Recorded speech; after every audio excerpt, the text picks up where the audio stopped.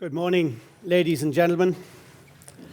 Great honour to be here as a returning 2017 Nuffield Scholar. It's been an amazing journey. Great to come here and present it to you. Around the world today, things change at an amazing pace. And it's only through travelling over the last 2 years to 13 different countries that I've really embraced what that level of change has and how it affects every farmer. The speed of change seems to accelerate. Who would have believed that there are 3 cars out in the car park today, 2 of them charging on electric charging points and 1 obviously waiting to get charged? The change is all around us. Viable dairy farmers need 2 things to sustain their business. One is obviously profit, the other is a quality of life. I believe the co-op has a key role in ensuring us, as viable dairy farmers, to achieve both those things. What amazed me on my travels is how many co-ops of one shape or another there are around the world. I was blown away to be told that there are 725 million people around the world members of co-ops. I'd like to take this point to thank my sponsors, Golden Jubilee Trust, especially Dr. Sean Brady, the chairman, for having faith in me and supporting me over the last 2 years. Marginal areas, what are they? The border Midlands Western region of Ireland takes up 47% of the land area, but only 25% of the milk produced. A marginal area, for the sake of this report, is somewhere where there's excessive rain or too little rain, an area where the scale of the farm is struggling to achieve efficiencies. A typical area would be my home county of Cavan. I think it's good to point out the difference between Cavan and its neighbouring county Meath. In Cavan, the average EBI is 60, whereas in County Meath, it's over 100. The average dairy farm unit in Cavan is 55, whereas in County Meath is 110. There's a list of things that make it very different, yet they're both neighbouring counties. So, as part of my travels, I made a point of going to areas where there was historical, strong areas of dairying over the last 30 years, and to go and study and see why things have changed, why there's less farmers there, and what impact that has had in areas. I visited farmers like Harold Volutski from the Woden Vale, a Woden area in southern Holland. He's a dairy farmer there, and he's chairman of the Smatra Feed Co-op. I visited Brian and Simon Green, who are dairy farmers in the Zulu-Natal region of South Africa. I visited Alan Wynne-Jones. He's general manager of South Carnarvon Creameries in Wales, a very strong co-op in that area. Down the bottom middle, I went to Virginia State in America, where I met with Philip Whitmer. He's a board member of Organic Valley Co-op and a 200-cow dairy farmer there. I also had the pleasure of staying with Brian and Yogi Brown. They're from Wisconsin, and they're a 4th-generation 500-cow dairy farm. The one big take that I took from all those visits and many other visits, co-ops and board members, was that in areas where there are no co-op anymore, the farmers wish they had a co-op. And in the areas where there are strong co-ops, a lot of farmers take them for granted.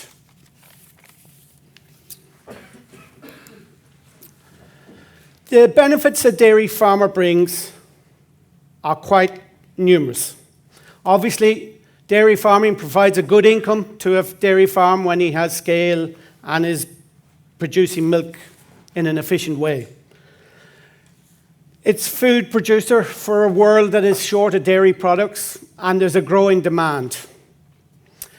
Dairy farm creates employment directly and quite a lot of employment indirectly through further processing and supplying services and jobs in the community.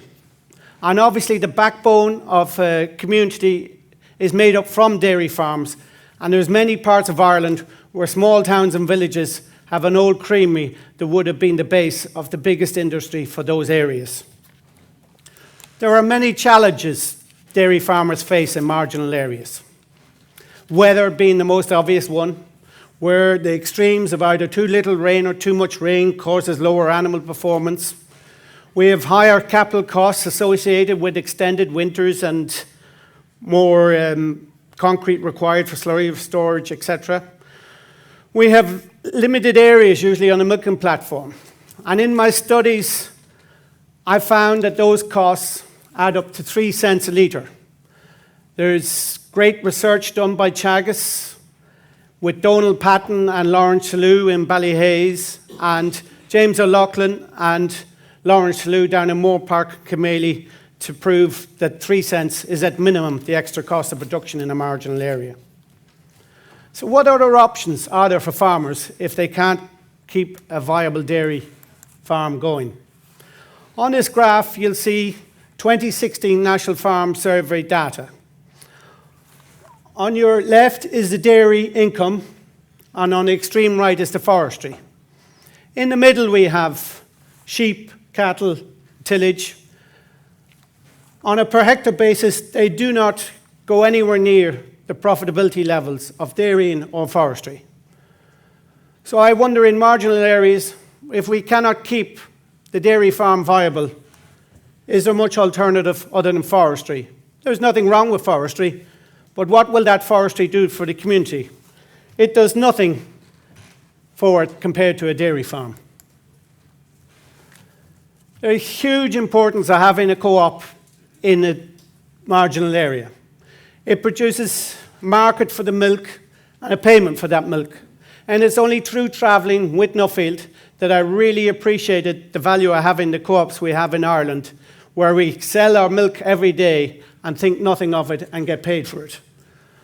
I was in Wisconsin, where 77 dairy farmers were left high and dry last spring when they were told by the private processor that they were buying it off, didn't want their milk anymore.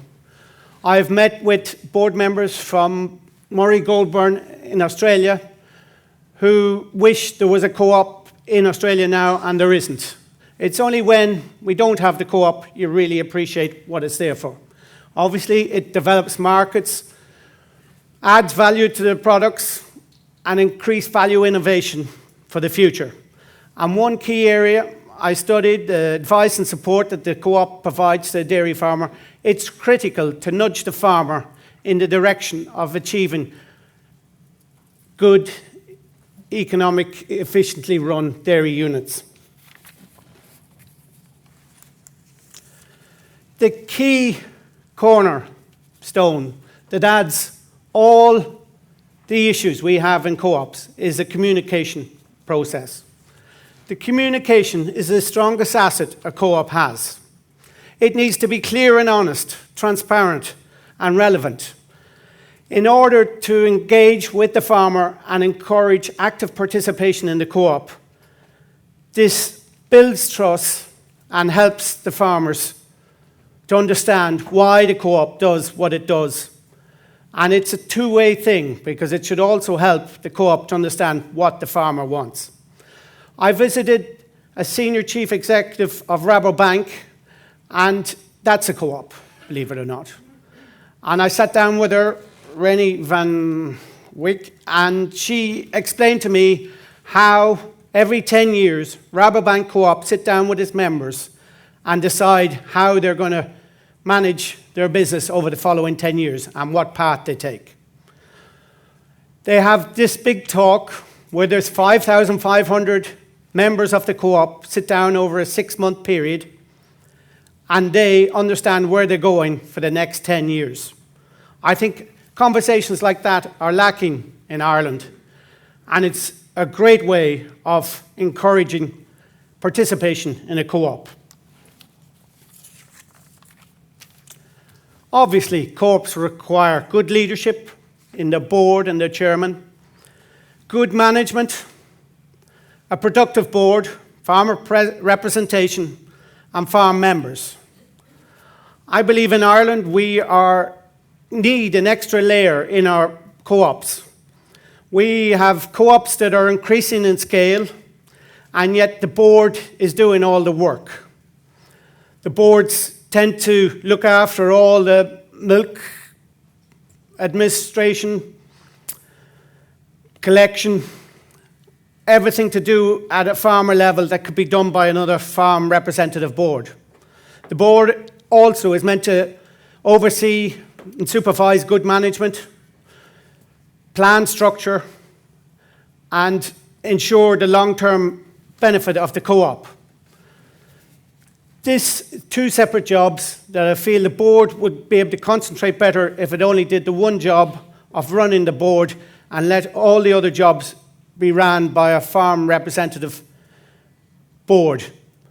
This would also encourage more people to become actively involved in the co-op, and it would encourage and improve the number of people that understood what goes on in the co-op. Apologise for the vagueness of the photograph, but when I received that, it was confidential information. It was back in 2017 when they were rolling out their new structures for Ireland co-op. This is a 12,000 strong co-op based around 8 countries in total. 4 of them in one group, UK there, Sweden and Denmark there. They have put in place a new board of representatives of 170 members to help with the board of 9 to understand what's going on in the co-op and to help the board of 9 to do a better job. I believe this is a key structure that we need in Irish co-ops to help the board of 9 do their job in a clear and defined way, and to help the farmers in this board to understand what the board of 9 do and to do all the other minor jobs that farmers need to do themselves. Farmer involvement is critical to a good co-op. Without it, the co-op could fail or succeed on the back of the management. Internal communications are critically important. Clear advice is needed for profitable farming. Co-ops can't be in the business of offering 2 or 3 different advice to farmer. It has to be clear and transparent, or the farmer isn't going to engage with it and work with new advice and techniques. The co-op and the dairy farmer are a great asset to a marginal area, both economically and socially. In my recommendations, I would hope that we could promote the benefits that dairy farmers bring to all rural areas. In my studies, I visited Bord Bia, and part of their audit system has a list of, I think there's a subset, there's 180 questions, as any farmer knows in the room that's doing a Bord Bia audit. And part of that subset of questions is about 40 questions around what the farmer does with the community and how it spends its money in the community. That subset is a good basis to be able to work information, critical information that will promote the benefit the dairy farmer brings to a community. I believe that we have need for stronger internal communications, as I've just discussed, and part of that would definitely be to bring in a board of farmer representative level in the co-ops. I believe we need to reward involvement through further education. It will enhance more leaders and more involvement in the co-op. It can be simple rewards, like personal education or travel to areas where those individuals will gain so much more and the co-op will be the benefit over time. We need to promote co-op participation at an early age. I think it would be great to see the co-op getting involved, co-op education being done in the secondary schools through our ag science syllabus. It takes a long time for people to become good leaders in every walk of life. Why not start early and promote the co-op early? And on a final note, ladies and gentlemen, for the weekend that's in it, it is only through really good management that we will have good co-ops. But we will only get good management when we have good leaders. And it is only with good leaders and good management that everybody gets to enjoy the benefits of a winning, successful team. Thank you.